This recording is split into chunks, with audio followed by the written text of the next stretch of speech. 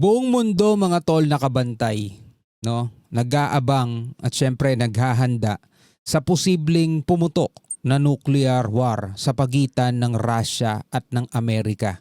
Dahil nung una, si Trump hanggang ngayon naman, inaawat niya ang Russia sa pagbakbak dito sa Ukraine. Nagbigay siya ng 50 days, hindi umuubra, ginawa niyang 10 days to 12 days at binabaliwala pa rin ng Russia yan. At malapit na ngang umabot mga tol sa sukdulan doon sa tinakda niyang ultimatum. Bukas na yon, August 8 mga tol. Pero habang nagbigay si Trump ng ultimatum sa Russia, silang dalawa naman ngayon, Amerika at Russia, ang naggigirian. Sabi nga rito sa title mga tol, ayan basahin natin yung title mula rito sa ating papanooring balita. Russia and US marching. 'Di ba? Nagmamarcha na mga tol. Lumalakad na towards nuclear war. Tanong 'yan. Dahil nga doon sa kanilang palitan ng banta. Ang Russia nagbabanta, ang Amerika kumilos na, nag-deploy ng kanilang dalawang nuclear submarine mga tol. Isang maling galaw lang, sino man sa kanila, posibleng pumutok na nga etong labanang to na alam nating hindi maganda para sa ating daigdig. No? Sabi rito sa report, this video examines the latest escalations, US submarines and nuclear weapons in Europe, Russia lifting missile deployment limits. Yun nga yung ginawa ng Russia. Kinalag na nila yung limitasyon. Ibig sabihin kahit anong sandata pwede na nilang gamitin. And the breakdown of Cold War era arms control with nuclear submarines at sea, warheads back on British soil, and new missile coming to Germany. Sabing ganun mga tol, Cold War danger has returned. Bumalik. Minus the safety net of old treaties. Yung old treaties yan, yung INF Treaty noong 1987, safety net yun. Na kung sakaling maglalaban ng mga bansa, ito lang yung pwede nyong gamitin para hindi masyadong makasira ng mundo. May mga ipinagbabawal, may mga banned na bomba na huwag nyong gagamitin yan, masyadong delikado yan, masyadong mapipinsala ang ating daigdig. So yun yung kasunduan. Pero noong 2019, humiwalay na dyan ang Amerika. At ngayong 2025, kumalas na rin sa kasunduan ang Russia. Meaning, kapag nagbanggaan silang dalawa, kapag naggera silang dalawa, all out, walang limitasyon, walang restriction, kahit yung pinakamalakas na sandata nila na pwedeng tumapo sa daigdig, gagamitin nila mga tol. Ganun katindi. So ngayon, ito panoorin natin itong report mula rito sa WION. Ito yung International News Media mga tol. Tayo naman ay magbibigay lang ng reaction video. Panonoorin natin, no? Etong videong to. Again, hindi natin gusto to pero eto na yung balita Panonoorin lang natin mga tol Huwag na natin patagalin pa mga kapatid. With nuclear submarines lurking off European shores, missile curbs tossed away in a way, and new nuclear bombs appearing on British soil, the world stands on a precipice. As Washington and Moscow trade threats, and amid rapid deployments, the last restraints seem to have snapped. Our next report taking a closer look at how the United States and Russia are now edging into the most dangerous territory seen since the darkest Cold War nights. Since the darkest Cold War nights, mga tol. Matindi kasi yung laban noong mga panahon na yon mga tol. Pero isang beses pa lang kasi nagamit ng aktwal sa labanan ang mga ganitong klaseng sandata, like for example nuclear bomb, di ba? Doon lang sa Hiroshima at saka sa Nagasaki, yun yung una't huli na ginamit yun. Tapos nagkaroon na nga ng mga treaty, nagkaroon ng kasunduan. Sa panahon natin ngayon, Russia ang may pinakamaraming warheads, nuclear warheads. Sumunod dyan ang Amerika. Siyempre marami ding mga bansa na meron yan, di ba? Pero ang kinakatakot mga tol ng lahat, etong sinasabi nga ng Russia na meron silang dead hand. Isa tong nuclear bomb mga kapatid o nuclear system na automatic magde-deploy kapag na-wipe out lahat ng kanilang leader, generals, lahat ng nasa command. Kasi iniisip ng iba, di ba? Kapag iniligpit natin itong pinaka-leader, tapos ang problema natin. Kasi wala nang mag-uutos, wala nang magko-command para i-launch pa itong ganitong klaseng sandata. iba ang sistema sa Russia. Once na inubos mo yung kanilang mga leader, automatic maglo-launch yung lahat ng kanilang nuclear warheads, mga tol, tatama sa iba't ibang direksyon ng ating daigdig. Naku po, yun ang problema. The world is entering a dangerous zone. Nuclear submarines are shifting into threat zones and missile ceilings shatter, strategic stability cracks wide open. Yun na nga pumapasok na ulit ang ating daigdig, mga tol, sa ganong klaseng senaryo. Akala natin tapos na nung WW1, tapos na yung WW2, diba? Natuto na tayong lahat, mga tol, na hindi maganda ang ganong klaseng panahon, Dark Ages, diba? Akala natin natuto na tayo. Lalong-lalo na nung ginamit ng Amerika yung kanilang atomic doon sa Nagasaki at saka sa Hiroshima, di ba? Sobrang solid, mga tol, sobrang tindi nung pinsala na naidulot nun sa Japan. Akala natin natuto na, pero hindi Dahil sa paglipas ng panahon, yung ganong klaseng sandata mas lalo pang dinevelop, mas lalo pang ginawang nakakatakot, mga tol. At yun ngayon, yung binabantayan ng buong mundo na wag naman sana umabot sa ganung punto na magliliparan ulit yung mga ganung uri ng sandata. Nako po. Europe on edge, no? Nasa bingit na. US nuclear weapons back in UK amid rising tensions. Nagde-deploy na, mga tol, ang Amerika ng kanilang mga sandatang nuklear. It began below the waves. President Trump ordered nuclear submarines moved into striking distance following former Russian President Medvedev's nuclear taunts. 2 American submarines moved swiftly in a calculated message to Moscow. Yan, pero hindi alam kung nasan yan. Napakalawak ng dagat para hanapin mo yung dalawang submarine na hindi basta-basta na de-detect. Diba? Tapos nuclear submarine pa to, hindi kailangan mag-refueling yan.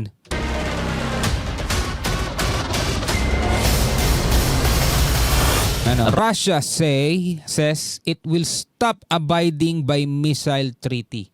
So tapos na. Hindi na sila susunod dun. Malaya na silang gawin kung ano yung gusto nila.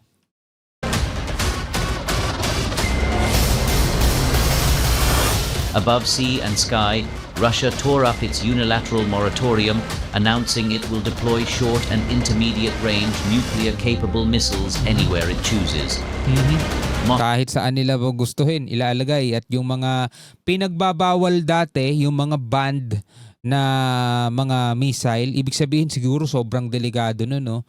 Lagi nga nating binibigay na example, for example, di ba, pag New Year, di ba, may mga pinagbabawal na paputok. Huwag mong gagamitin kasi delikado yan, ganun, banned yan, bawal ibenta, bawal bumili, bawal mong gamitin. Pero once inalis yung ganung klaseng batas, pagbabawal, siyempre dadami na naman, lalo, mga tol, yung mga mau-hospital every time na magkakaroon tayo ng New Year celebration dahil nga wala nang limit di ba? So ganun din dito, mga kapatid. Moscow says the treaty is long defunct and pointed to similar moves by the West.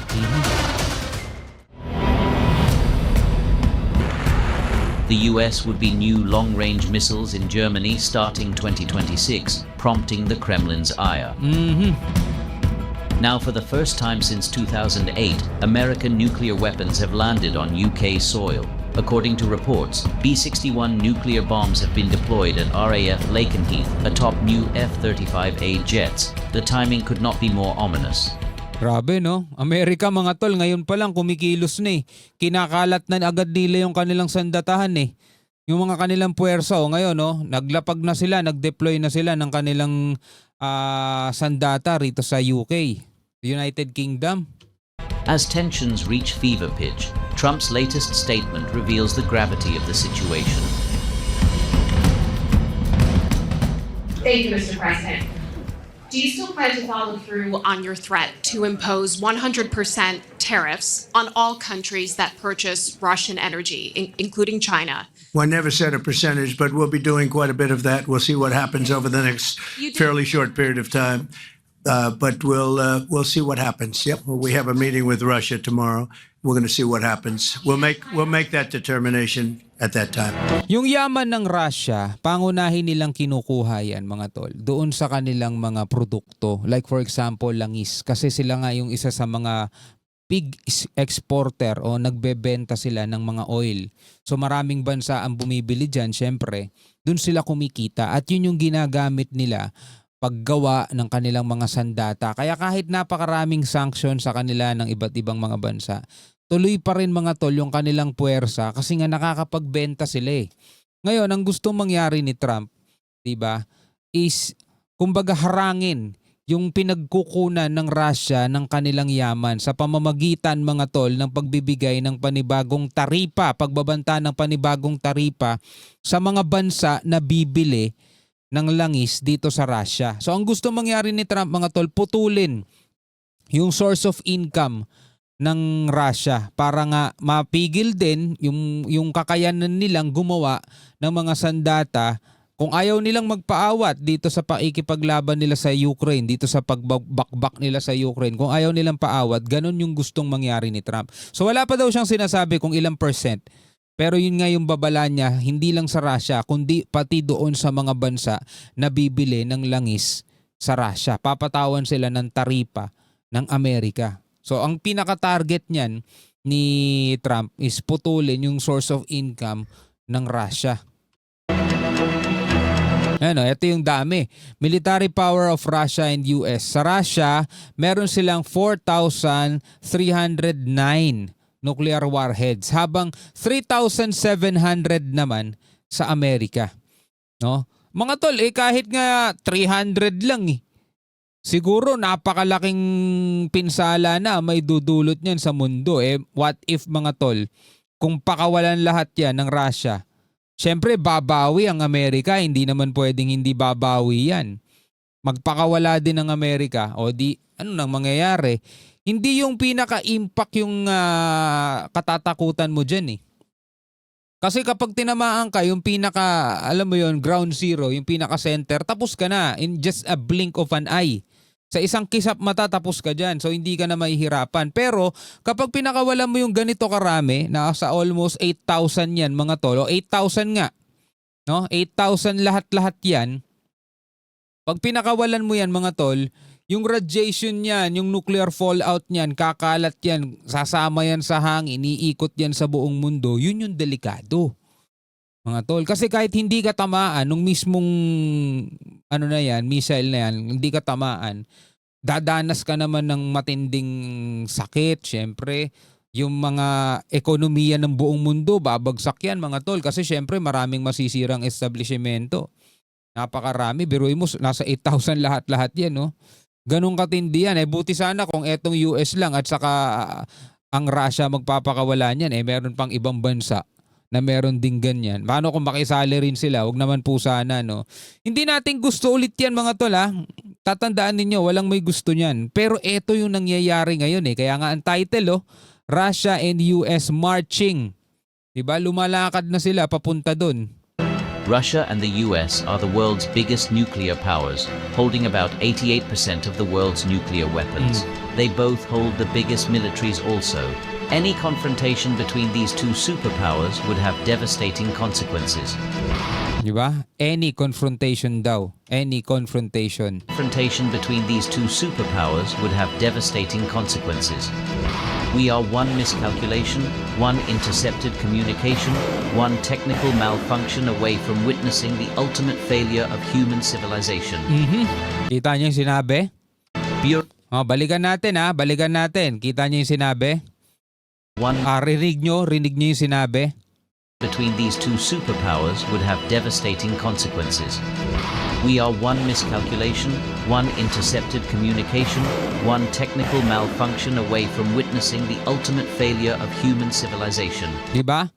Isang maling galaw lang, isang malfunction, isang maling calculation, basta isang maling galaw lang mga tol, masasaksihan nating lahat yung katakot-takot na maaring maging kawakasan ng human civilization. Sabing ganun mga tol. So talagang napakatindi. Technical malfunction away from witnessing the ultimate failure of human civilization. Bureau report, We on World. O, di ba? Siyempre mga tol, kapag eto sumabak, etong dalawang to, ayan na, ang North Korea mga tol, iniintay din tong pagkakataon na to dahil mga baliw din yung leader dun mga tol eh. Di ba? Kaya nga sana no, hindi mangyari yung mga ganitong bagay, hindi maganap. Sana paawat itong mga leader na to. Isipin na lang nila yung kinabukasan ng ating daigdig. Nag-iisa lang to. Kaya nga ang nangyari mga tol, malayo tayo eh. Sa iba't ibang mga planeta eh. Kung yung mga planetang malalapit sa atin hindi pwedeng tirhan para mga tol, hindi natin sirain itong daigdig. Kasi wala tayong lilipatan. 'Di ba? Kasi kung ang tao mga tol pwedeng lumipat-lipat ng iba't ibang planeta, 'di ba? Baka bawat bansa may kanya-kanyang planeta na hindi na rito sa mundong 'to kasi dito masisira. O sige, buong United States doon na lang kami. Lilipat na kami ng planet. Doon na lang kami. Subukan yung lumapit sa amin. Huwag kayong lalapit sa amin. Magkakaroon tayo ng space war. Kumbaga Star Wars ang datingan. Hindi eh. Ang nangyari nga, nag-iisa lang tong daigdig natin. So wag nating sasayangin at wag nating sisirain to. Di ba? Walang mananalo dito sa ganitong laban.